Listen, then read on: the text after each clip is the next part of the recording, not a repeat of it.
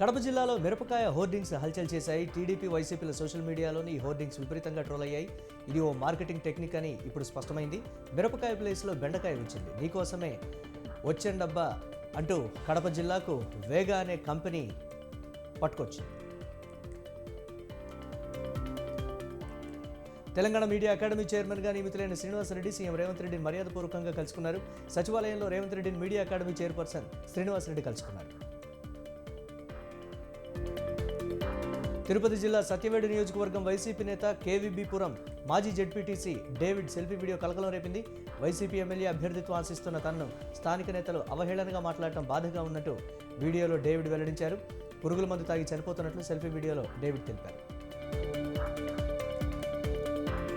తెలంగాణ పునర్నిర్మాణం, emerging issues, policy interventions and development prospectives ఓయూలో 3 రోజుల జాతీయ సదస్సు జరిగింది. ఉస్మానియా యూనివర్సిటీ సోషియాలజీ విభాగం ఆధ్వర్యంలో జరిగిన ఈ సదస్సు ప్రిన్సిపల్ ప్రొఫెసర్ చింతా గణేష్ ఆధ్వర్యంలో జరిగింది.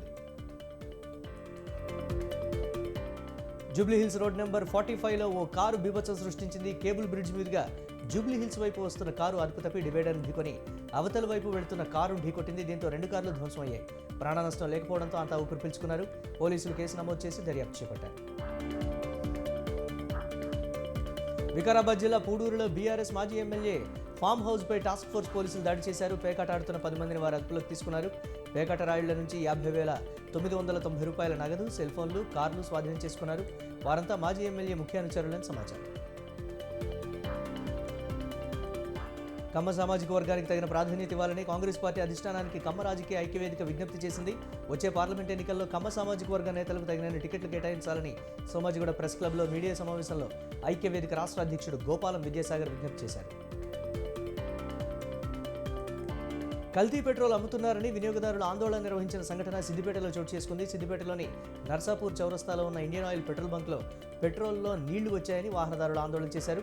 సిద్దిపేట 2 టౌన్ పోలీసులు వాహనదారులకు నచ్చజెప్పారు. దేశ పురోగతికి సైన్స్ అండ్ టెక్నాలజీ ఎంతో దోహదం చేస్తుందని Telangana technology principal secretary Vaniprasad అన్నారు. హనుమకొండ వడ్డేపల్లిలోని ప్రభుత్వ పింగళి డిగ్రీ కాలేజీలో జరిగిన జాతీయ సైన్స్ దినోత్సవంలో వాణిప్రసాద్ మాట్లాడారు. ఈ కార్యక్రమాన్ని వాణిప్రసాద్, కలెక్టర్ సిక్తా పట్నాయక్ జ్యోతి వెలిగించి ప్రారంభించారు. నిజాం కాలం నాటి పెట్రోల్ పంప్ ఇది. జూబ్లీహిల్స్లోని కాసు బ్రహ్మానందరెడ్డి పార్కులో కొన్నేళ్లుగా పడి ఉంది. హైదరాబాద్ నిజాం వాహనాలకు పెట్రోల్ పోసేందుకు ప్రైవేటు పంపు ఏర్పాటు చేసినట్లు చారిత్రక ఆధారాలు చెబుతున్నాయి. రాజు అల్లూరి ఇటీవల ఈ పంపును గుర్తించారు. పార్క్ మేనేజ్మెంట్ ప్లాన్ ఆధారంగా పంపు నేపథ్యం తెలిసింది. శ్రీకాకుళం జిల్లా మెళియాపుట్టి మండలంలోని తంగిణి గ్రామంలో అగ్ని ప్రమాదం జరిగింది. జర్రిభద్ర గ్రామ సమీపంలో పంట పొలాల్లో అగ్గి రాజుకొని కొండవైపు వచ్చి తంగిణిలోని గడ్డి కుప్పలు కంటుకుంది. 3 నుంచి 4 ఎకరాల విస్తీర్ణంలోని జీడి, మామిడి మొక్కలు దగ్ధమైనట్లు స్థానికులు చెప్పారు. అనంతపురంలో ప్రైవేట్ ఆసుపత్రి అవసరం లేకపోయినా ఆపరేషన్ చేయడం కలకలం రేపింది. డిసెంబర్లో బైక్ నుండి కింద పడ్డ కల్లూరుకు చెందిన చిదంబరం దంపతులు స్వల్పంగా గాయపడ్డారు. వారికి సాయిరత్న ఆసుపత్రి వైద్యులు ఆరోగ్యశ్రీ కింద ఆపరేషన్ చేశారు. ఇది జరిగిన 2 నెలలకే ఎముక విరగడంతో ఆసుపత్రి వద్ద బాధితులు బైఠాయించారు.